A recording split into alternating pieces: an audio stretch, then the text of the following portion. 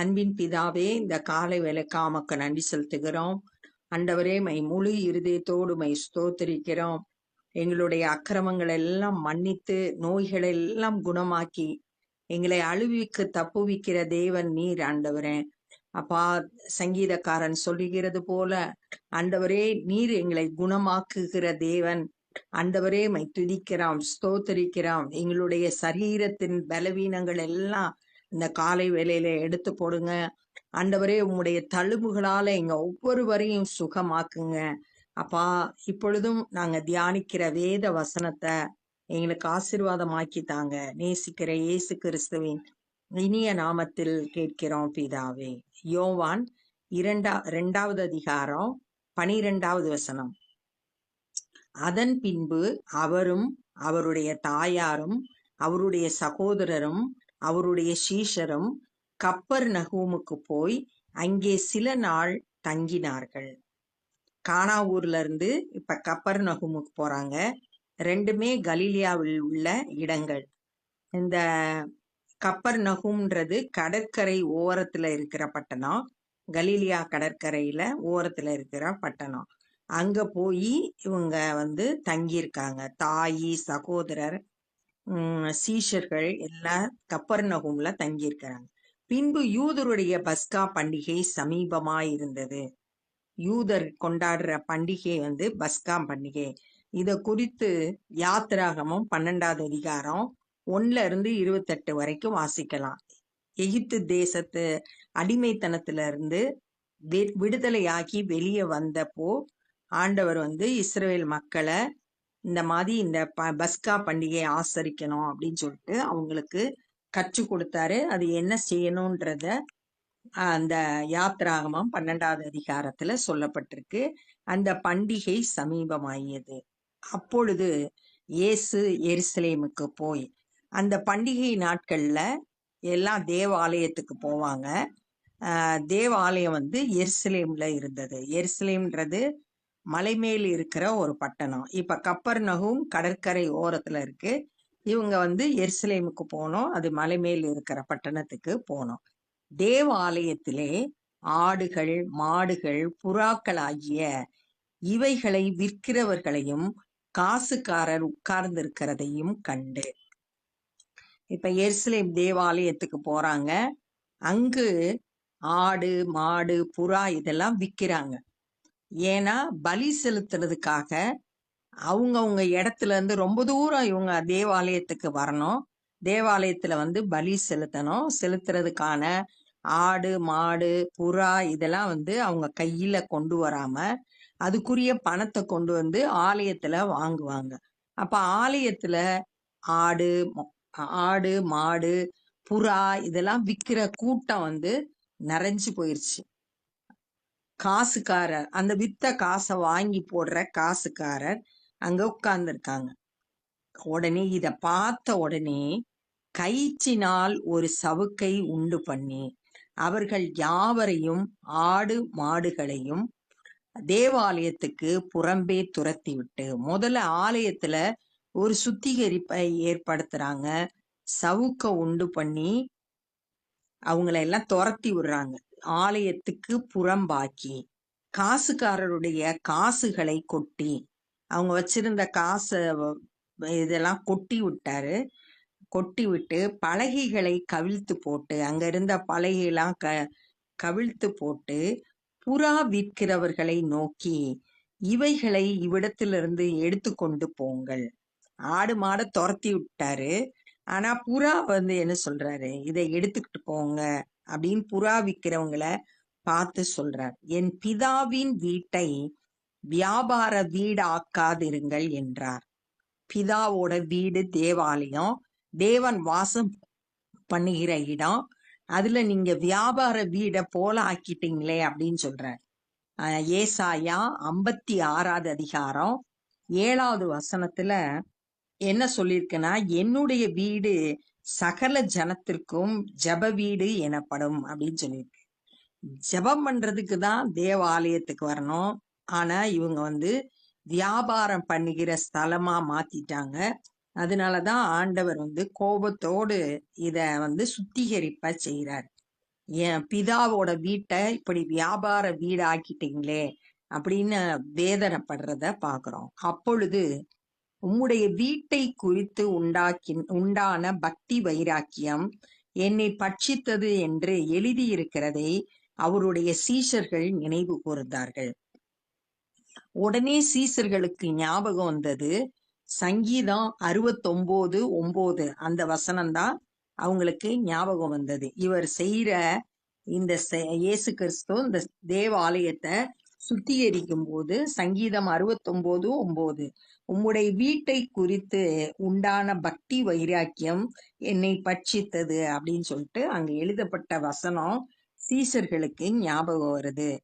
அப்ப பிதாவின் வீட்டை குறித்த பக்தி வைராக்கியம் அவருக்கு இருந்துச்சு. அது சுத்தமா இருக்கணும், வியாபார ஸ்தலமா இருக்கக்கூடாது.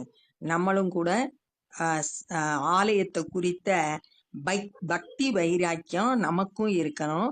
ஆனா இந்த புதிய ஏற்பாட்டு நாட்கள்ல தேவன் வாசம் பண்ணுகிறது நமக்குள்ளதான். நம்ம தான் தேவனுடைய ஆலயமா இருக்கிறோம். அப்ப அந்த தேவனுடைய ஆலயம் பரிசுத்தமா இருக்கணும். நம்மளுடைய சரீரத்தை தீட்டுப்படுத்துகிற எந்த ஒரு காரியத்துக்கும் நம்ம இடம் கொடுக்க கூடாது. பக்தி வைராக்கியம் உள்ளவர்களாய் இருக்கணும். தேவன் வாசம் பண்ணுகிற ஸ்தலம்ன்ற எண்ணத்தோடு நம்ம செயல்படணும். அப்பொழுது யூதர்கள் அவரை நோக்கி, நீர் இவைகளை செய்கிறீரே, இதற்கு என்ன அடையாளத்தை எங்களுக்கு காண்பிக்கிறீர் என்று கேட்டார்கள். யூதர்கள் எப்பயுமே அடையாளம் தேடுறவங்க. அதனால இப்பயும் இவங்க இதெல்லாம் செய்யறீங்க, ஆலயத்தை எல்லாத்தையும் துரத்தி விடுறீங்க, அப்ப எங்களுக்கு ஒரு அடையாளத்தை காட்டுங்க, நீ தேவனுடைய குமாரன்றதுக்கு அடையாளத்தை எங்களுக்கு காட்டுங்க அப்படின்னு கேட்கிறார். இயேசு அவர்களுக்கு பிரதியுத்தரமாக, இந்த ஆலயத்தை இடித்து போடுங்கள், 3 நாளைக்குள்ளே இதை எழுப்புவேன் என்றார். இந்த ஆலயத்தை இடிச்சு போட்டீங்கன்னா நான் 3 நாள்ல கட்டிடுவேன் அப்படின்னு சொல்லிட்டு சொல்றார். இவங்க அடையாளத்தை கேட்கும் போது ஆண்டவர் இத ஒரு அற்புதமான செயலை, ஒரு அற்புதத்தை அவங்க கிட்ட சொல்றார். அப்பொழுது யூதர்கள், இந்த ஆலயத்தை கட்ட 46 வருஷம் சென்றதே, நீர் இதை 3 நாளைக்குள்ளே எழுப்புவீரோ என்றார்கள். நாங்க 46 வருஷம் செலவழிச்சு இந்த எருசலேம் தேவாலயத்தை நாங்க கட்டியிருக்கோம், 3 நாளைக்குள்ள நீ எப்படி கட்ட முடியும் அப்படின்னு சொல்லிட்டு அவங்க கேக்குறாங்க. அவரோ தம்முடைய சரீரமாகிய ஆலயத்தை குறித்து பேசினார். என்ன 3 நாள் நீ இயேசு கிறிஸ்து மரித்து 3ஆம் நாள் உயிரோடு எழுந்தாரு, அதத்தான் சொல்றாரு. ஆனா அவங்களால புரிஞ்சுக்க முடியல. அவர் தன்னுடைய சரீரமாகிய ஆலயத்தை குறித்து அவ்வாறு பேசினார். அவர் இப்படி சொன்னதை அவர் மரித்தோரில் இருந்து எழுந்த பின்பு அவருடைய சீஷர்கள் நினைவு கூர்ந்து, அந்த கேட்ட யூதர்களும் புரிஞ்சுக்கல, சீஷர்களும் புரிஞ்சுக்கல. ஆனா சீஷர்கள் எப்ப புரிஞ்சுக்கிட்டாங்கன்னா, இயேசு கிறிஸ்து உயிர்த்தெழுந்த போது அவர் ஏற்கனவே சொன்னாரே, இந்த ஆலயத்தை இடிச்சு போடுங்க, 3 நாளைக்குள்ள எழுப்புவேன்னு சொன்னாரே அப்படின்னு சொல்லிட்டு அந்த வசனத்தை அவங்க நினைவு கூர்ந்து வேத வாக்கியத்தையும் இயேசு சொன்ன வசனத்தையும் விசுவாசித்தார்கள். சீஷர்கள் இயேசு சொன்ன வார்த்தைய, வேதத்துல சொல்லப்பட்டிருக்க தீர்க்கதரிசன வசனங்களை எல்லாம் அவங்க விசுவாசிக்க ஆரம்பிச்சாங்க. அது உண்மைன்றத கண்டு கொண்டாங்க. பஸ்கா பண்டிகையிலே அவர் எருசலேமில் இருக்கையில் அவர் செய்த அற்புதங்களை அநேகர் கண்டு அவருடைய நாமத்தில் விசுவாசம் வைத்தார்கள். பஸ்கா பண்டிகையில எருசலேமுக்கு வந்தாரு.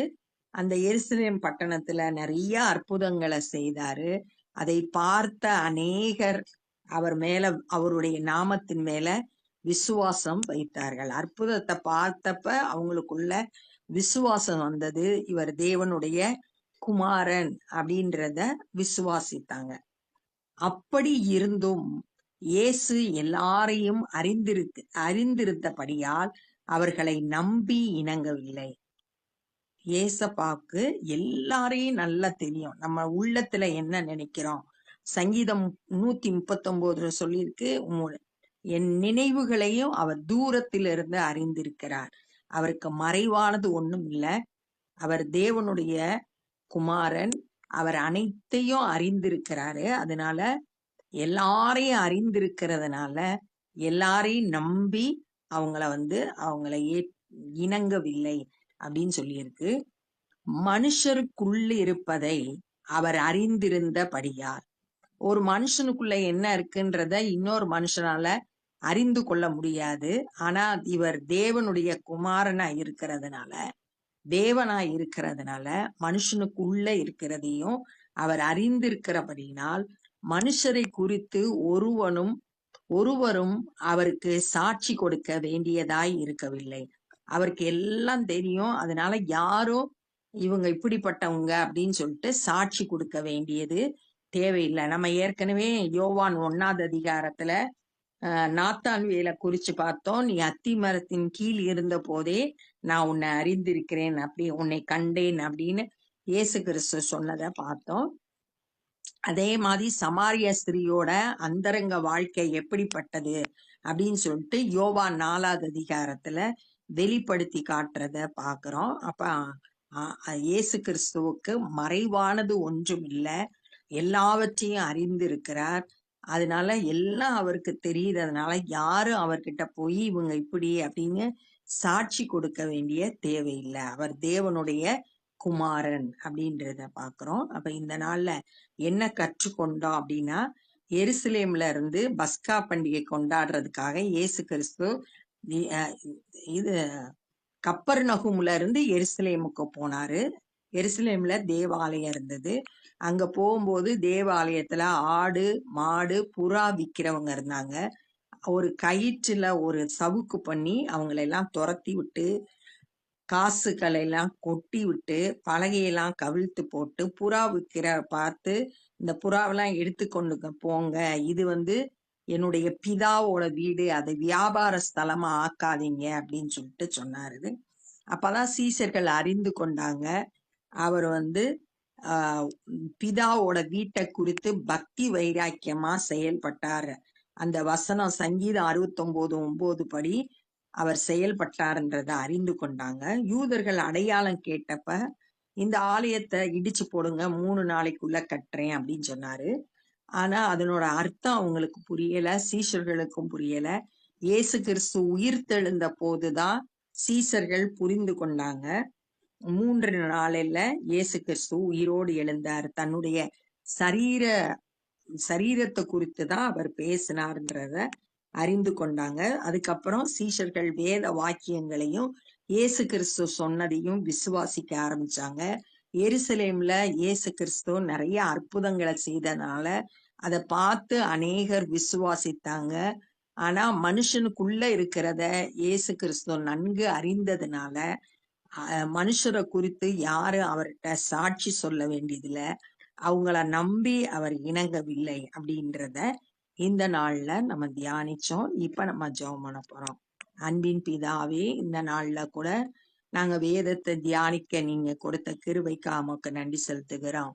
ஏசப்பா, எங்களுடைய சரீரம் நீர் வாசம் பண்ணுகிற தேவாலயமாய் இருக்கிறது. அதை நாங்கள் பரிசுத்தமாய் காத்துக்கொள்ள எங்க ஒவ்வொருவருக்கும் கிருபை தாங்க. ஆண்டவரே, சுத்திகரிப்பை கட்டளையிடுங்கப்பா.